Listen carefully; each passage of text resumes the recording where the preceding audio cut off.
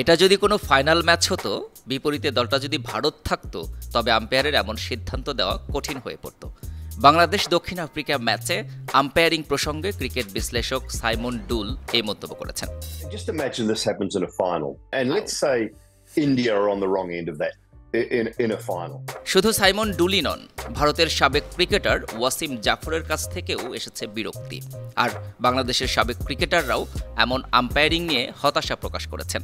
দক্ষিণ আফ্রিকার বিপক্ষে 4 রানের হারে অনেক প্রসঙ্গ থাকবে আলোচনা করার। সবকিছুর পরেও ম্যাচটি টাইগারদের হাতেই তো ছিল, এমন কথাই বলছে সবাই।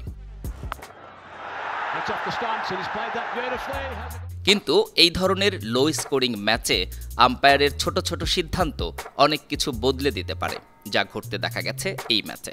বাংলাদেশ ইনিংসের 17তম ওভারে বল করছিলেন অতনিল বার্টম্যান। সেই ওভারের দ্বিতীয় ডেলিভারিতে স্ট্রাইকে ছিলেন Mahmudullah Riyad. Down the leg হয়ে বল ছুটে গেল বাউন্ডারির দিকে। আবেদনের প্রেক্ষিতে সাথে আঙ্গুল তুলে দিলেন ফিল্ড আম্পায়ার। নিয়ম অনুযায়ী বলটি ডেড হয়ে যায়।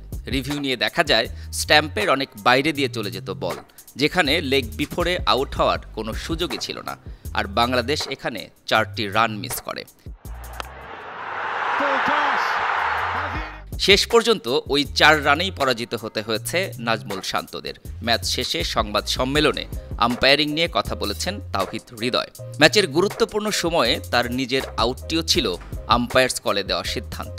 আইসিসি থেকে আরোপিত নিয়ম নিয়ে তেমন কিছু বলার তো নেই। হৃদয়ও দুঃখ লুকিয়ে তেমন কিছু আর বললেন না। তবে এত কাছে গিয়েও ম্যাচটি হেরে যাওয়ায় এমন অনেক দুঃখ নিয়েই কথা উঠছে, যেসব না হলে ম্যাচের ফলাফলটা যে অন্যরকম হলেও হতে পারত। Sports desk, 52 TV.